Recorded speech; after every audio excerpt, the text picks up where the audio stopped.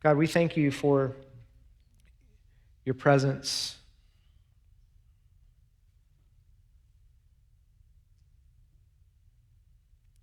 We thank you for everything that you've been doing and showing us over these last few weeks, the way that you've been teaching us to trust you, the way that you've been calling us to step out and step forward, the way that you've been stirring us and moving us in faith.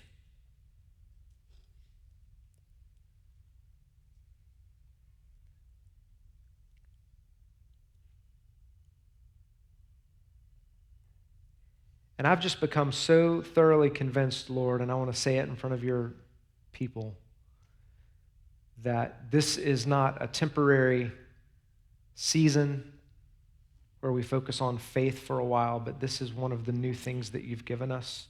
It's a gift for this church moving forward, and that you want us to continue to operate in a higher level of faith moving forward. And there's things that you want to see happen in us, and as a result, things that happen through us as we reach out and love the city.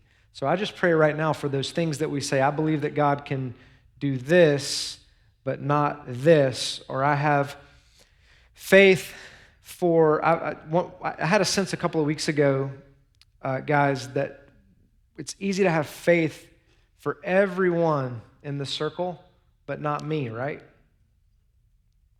And we can receive. Someone grabbed me and wanted to, Mimi's back. That's who it was. Mimi's back, yeah. She grabbed me and prayed for me, which was just great. I was like, Mimi's back, you know? But as she was praying, I was thinking, you get this inner thought process where you're like, if I was praying for someone else right now, would I have faith for them, and do I have that faith for myself? So I believe that God wants to increase our faith for others, but also he wants us to continue to knock and continue to press so that we can believe that what we have faith for others, we can also have faith that he will do for us. So there's just been a lot of things swirling around. I wanted to just talk about like 4 big chunks this morning, and then we're going to land with some prayer time. The first is, you see the graphic on the screen, 242. So this was a series that we were very deep into. We were talking about what does it look like to become Spirit-filled followers of Jesus together, and what does it mean, this whole idea of actually joining the family and actually becoming part of the church. And God's just really, I have a tendency to kind of plan things out, and then God just said, we're going to take a break right in the middle of this series, and we're going to talk about faith for a while because there's something that he wanted to do and carve out. So this isn't gone, this whole idea, but we realize that we're getting into the holidays, so we're going to revisit what it means to further become family. And the passage that we were using was Acts 2:42, where it says they devoted themselves. So we're going to talk about this idea of devotion and what it means to devote ourselves to a family. But we're going to hit pause throughout the holidays on that, and we'll circle back in January. I just didn't want to leave you guys hanging on that whole idea. There's still more to cover, more to talk about, but we realized that Thanksgiving and Christmas is not going to be the best time to visit that conversation. The second thing is the building, all right? The building in St. Nicholas. Is everyone aware that we have our eyes and we are formally under contract for a facility? Okay. Just wanted to give you an update. There's no major update. Everything that's happening right now is, I want to talk about it every week so you guys don't, what are we missing? What do we need to know? So you enter into a 75 to 100 day, however long this thing needs to be, due diligence period, okay? Now, I have heard everything from, oh my gosh, when I see something that reminds me of my upbringing and whatever denominational church, I get triggered, like I start twitching. I can't be in a building that looks like something that reminds me of, whatever, okay? And I get that. Some of you have said, man, I love the historic, nostalgic, can we please keep the pews? I've had people say that, okay? All right, so just so you know, all right, now this doesn't in any way, I'm not saying this to diminish you, but every one of you have 2 things. You have an elbow and an opinion, okay? So do I, all right? We all have one, and that's okay. But the bigger thing here is, do we want to be a people rooted in a place? Do we want to be in a community? What are we really asking God for? Now, securing a facility is one thing. But guys, listen, there's more. There would be more to talk about as far as making this place our home, and as far as aesthetically, what does it look like? And would we want to have a great space for youth and children? Of course, of course, of course. So those conversations now's not the time yet, because we want to make sure that we move forward on this facility. But those would be future conversations that we would have about this facility. Now, if you're not familiar with the St. Nicholas area, some of you, maybe you're like me, you're still getting to know Jacksonville in general. But some of you might say, well, I thought that River City was going to be more in a missional area. Isn't that basically San Marco? And if you know the area, you know that absolutely not. And it's a very diverse community, St. Nicholas. And the last two communities that have met in that church, it was the current church that meets there that's moving out in January is called Morning Glory, very diverse church. And it's owned by the Korean Baptist Church. It's like a quarter mile down the road. So there's a Korean community in that neighborhood. It's a beautiful multicultural neighborhood. There's a Cuban club about a half mile from there. So this is going to be an unbelievable opportunity for outreach and mission. So if you're thinking through location and conversations that have happened around location at River City over the years, this is a strategic location on Atlantic where we would be the opposite of where we are now, which is the first time I tried to come here during the interview process, Jocelyn and I couldn't find it using maps. So it's amazing that we're all here, okay? So it's going to be the opposite of that. We're going to be exposed, and we're going to, why? So we can be known and it can be about us? No. I just have this sense of people driving by a facility and knowing that there's a people of the Spirit that inhabit that building, that want to do ministry from that building. I want the surrounding neighborhoods, homes, and communities to know if I'm loved anywhere, it's right there. If my needs can be met anywhere, it's right there. Those people pray for me. They care for me. So think about it that way. There's more conversations to be had, but I just wanted to keep, as I hear questions, concerns, things circle their way back to me, I just want to try to speak to it, hit it head on. We still have a lot of peace about this. I still have a lot of peace about this, but pray with faith for this due diligence period for the facility. Pray for God's favor. Pray for God's wisdom as we explore the building, see what's going on under the hood, and ask God to give us direction. Okay? Okay? All right. Okay. The third thing is this. Next Sunday, it's Advent. Can you believe that? Like next Sunday is already Advent, which is kind of wild. Like this time last year, the election was happening. Didn't mean to bring up the election, but that's just kind of weird, right? So I had to do it just because I knew. All right. So next Sunday is Advent, and we're going to start a series called Wounded Healer. Okay? Wounded Healer. And if you think about this idea of Emmanuel, God with us, okay? That's Advent, right? Like Emmanuel, God with us. Like born into this world as one of us so that he could save humanity from the inside out. Okay? He became one of us so that he could save us from the inside out. But because he's with us, he can heal, redeem, and restore some of the greatest wounds and pains that we walk through in this world. I heard a seasoned pastor one time said this to me, and I never forgot it. It's about 5-6 years ago now. He said, suffering will change you, okay? But not necessarily for the better. You have to choose that, okay? You have to choose that. Now, we have all experienced woundedness. There's not a person in this room that hasn't been wounded. So we can harden, we can calcify, we can get bitter, we can put up walls, we can become angry, and that part of our life can shut down, right? Or we can stay open, we can stay vulnerable, we can stay in the pain, not for the purpose of being in the pain, not for the purpose of being known by the wound, but we can keep the wound before the Lord and allow him to heal it and fill it with his grace. And here's what happens. When we allow him to fill it with his grace, oftentimes he births a ministry out of it. And I don't mean like a nonprofit. I just mean like he births a ministry to others, because now we can look at people who are walking through the exact same pain and say, I have faith for what God can do for you because he's healed me. Now, I still have pain, but he's healed. I still have a scar, but he's healed me. Okay? So next week, Bishop Tom Rossi is going to kick this series off. And actually, Tom and I have been talking about this series for 6 months. Okay, Tom actually kind of named this series, and it's been one that's just been stirring in him.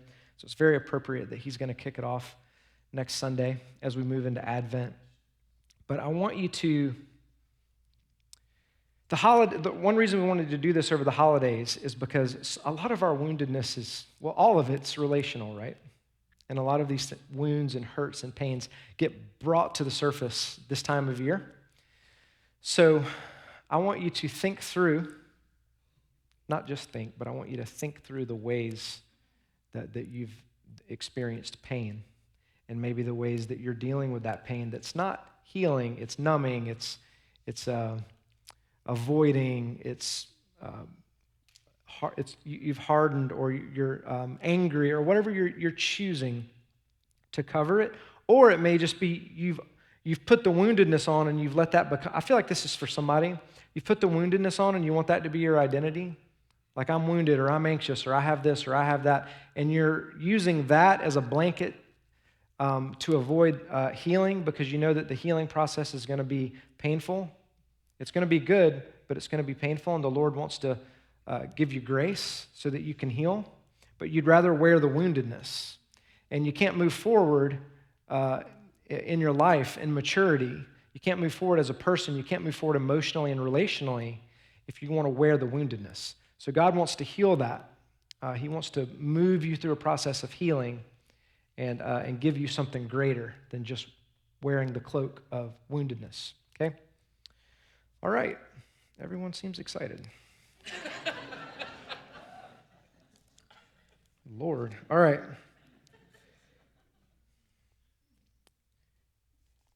Prayer of faith.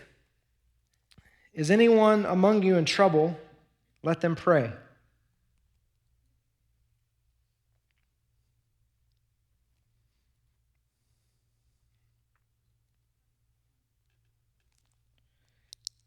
Never underlined that, but that just hit me. Is anyone in trouble? Let them pray. Is anyone happy? Let them sing songs of praise. Is anyone among you sick? Let them call for the elders of the church to pray over them and anoint them with oil in the name of the Lord. And the prayer offered in faith will make the sick person well. The Lord will raise them up. If they have sinned, they will be forgiven. Therefore, confess your sins to each other and pray for each other so that you may be healed. Physical and inner healing. Physical and inner healing. Okay? The prayer of a righteous person is powerful and effective. Not a perfect person. Okay, not a perfect person, but a righteous person, a person that wants to please the Lord. He looks at our heart. Okay? Now, verse 17, Elijah was a human being, even as we are. He prayed earnestly that it would not rain, and it did not rain on the land for 3.5 years. Again he prayed, and the heavens gave rain, and the earth produced its crops. Why in the world would you be writing all of this stuff about faith and righteous and confess? And then, James would have had a scroll, no whiteout, no backspace, okay? Why was it important to say Elijah was a human being? Okay? I can hear stories of great men and women of the faith. I can read stories in the Bible. I can be like, those are superhero Bible people. right?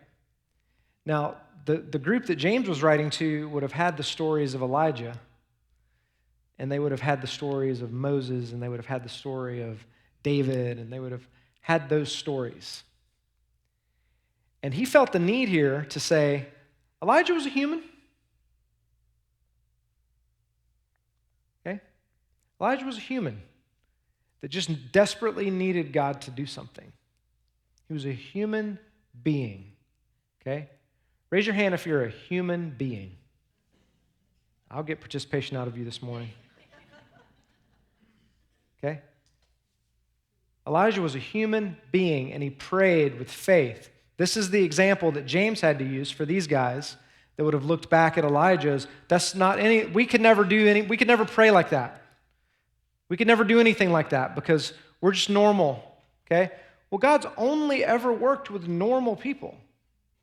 He's only ever accomplished things through faulty, broken, imperfect, self-doubting, sometimes gifted, sometimes not particularly gifted people. Normal people, human beings. Okay? But human beings with faith. Okay? Human beings with faith. Now, this is week 4 on faith, and some of you may have a little faith fatigue. You don't want me to talk about this anymore. Okay? But I believe that this is something that God has installed into the life of our church, and I'm going to steward it because I think that He wants us to. Okay? So if you were part of our communion team and you handed out the communion cups, would you help me hand something out right now? I think someone told you that you're going to do this. This was one of those last-minute ideas that we're trying to pull off, but I think it's going to be good. Yeah, so just everyone's going to get a card.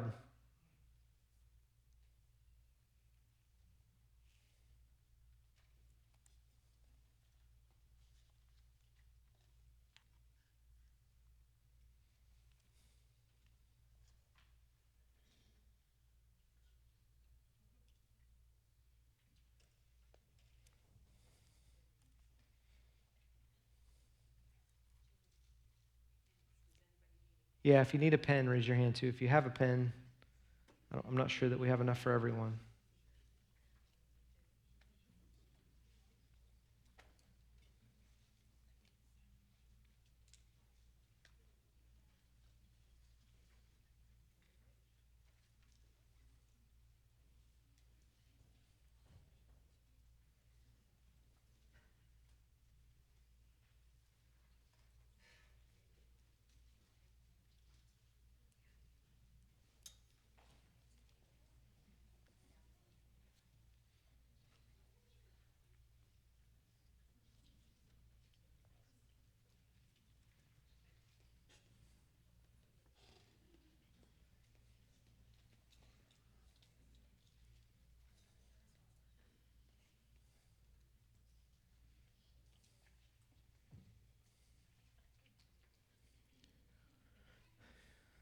Smooth transition.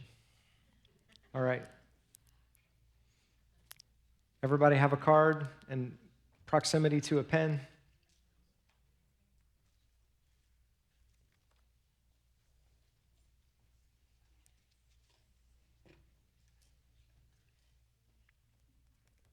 Okay. If you have your card, let me see it. All right.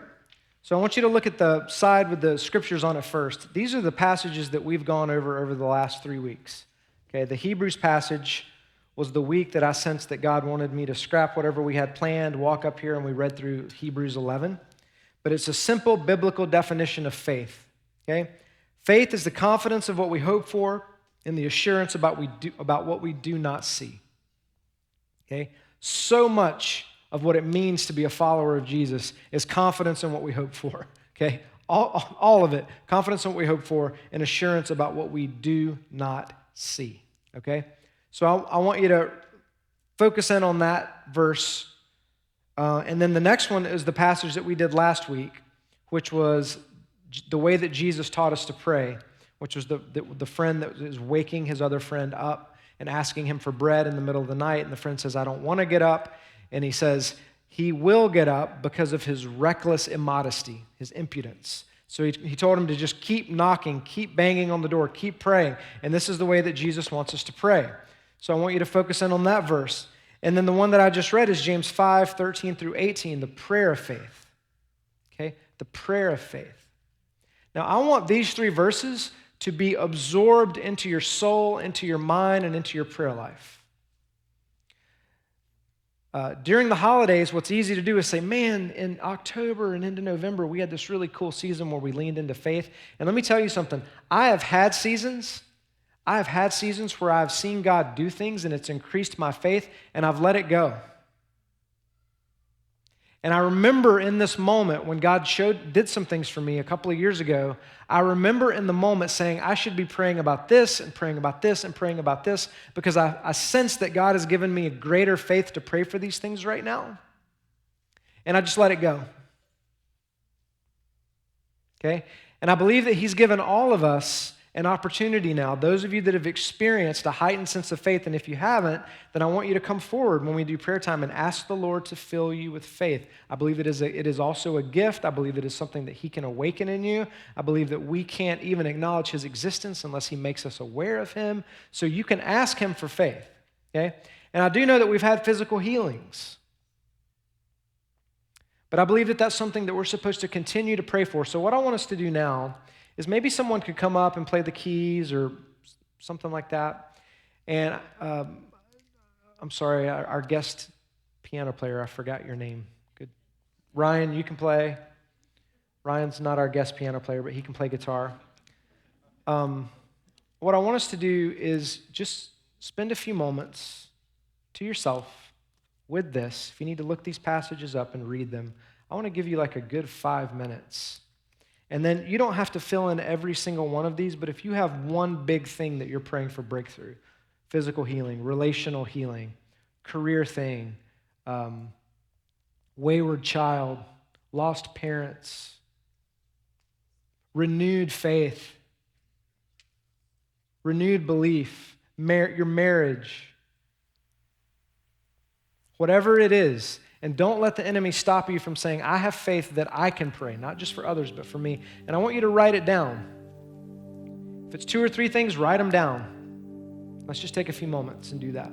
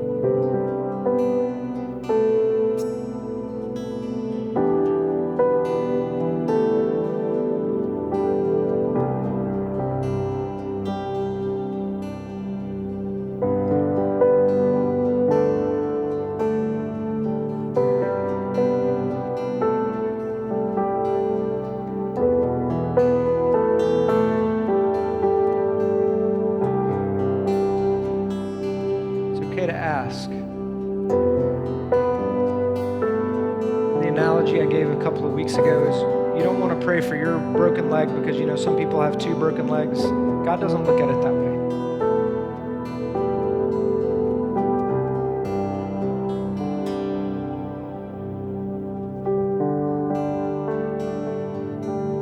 It says ask.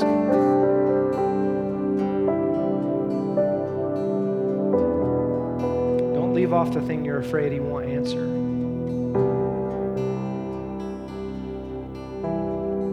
Not leave off the thing that you're afraid he will not answer. That's the one you write down. That's scary, Jared. Well, step of faith.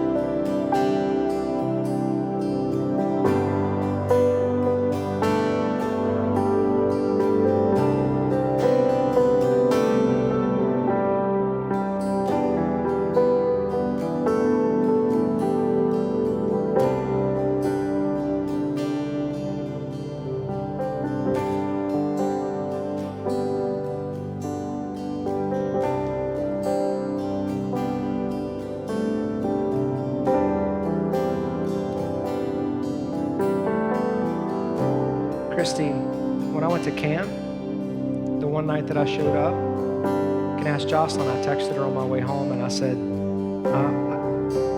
it's hard because it was almost seeing something that you really can't see. But I watched Teague for about 15 minutes and I texted Jocelyn and I said, I think God's deepening his relationship with Teague right now in real time. Like he's consecrating him to himself right now in real time. I sensed that it was just happening. And when I reached out after that to T, he said that he was thinking about reaching out to me. And I just think that God's hand is so on him right now. There's spiritual activity going on around him. But when there's spiritual activity going on around him, there's spiritual activity going around, all of it. So you just continue to pray. But I think that God is, I don't know what it is exactly, but I just sensed that he was setting him apart for himself. Just felt like a consecration was happening in that moment. And I could see the deepening happen. It's like I was watching it.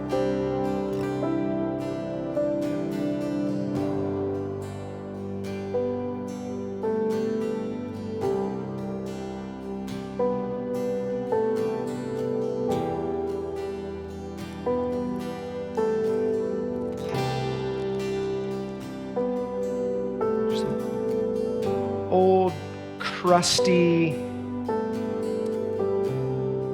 rusty 2020 garbage on some of you that needs to get broken off.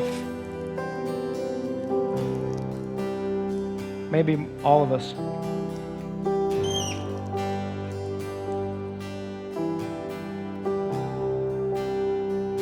Things that you were all wound up about, just tight.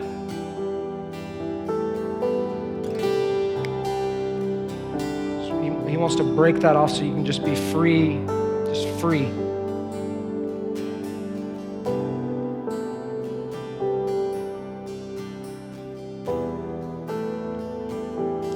Okay.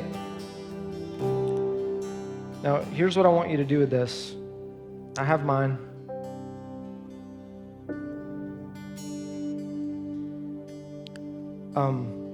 I want you to stand on it. I want you to stand in faith. Ephesians, when you've done everything else you can do, stand firm. I want you to stand on it. So you can come down here and stand on it, or you can just put it on the ground. But when I say stand on it, I mean I want you to stand on it.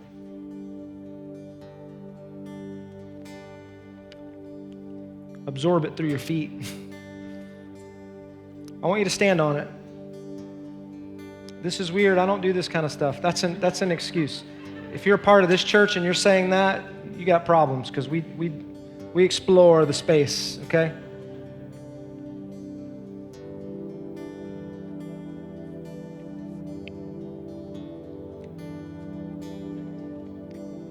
to get your children, you can do that. And they're welcome to come back in here. But if you're praying for physical healing, you're going to keep leaning into this. If you're praying for physical healing, then I want you to come here, and we're going to anoint you with oil.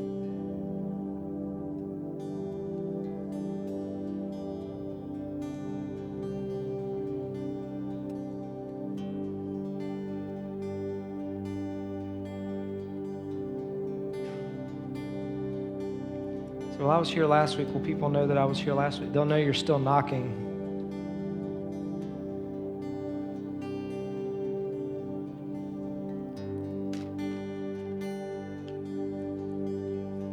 And Megan.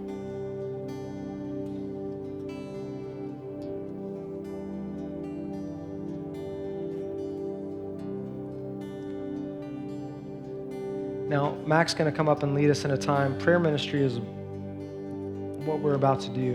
And if you want to come forward for anything else, you can. I want to keep anointing for physical healing because I want to see you healed. Okay? I want to see you healed. So some of you guys that are going to pray with me and gals, Ed, Tom, Steve, you want to come up? Sean?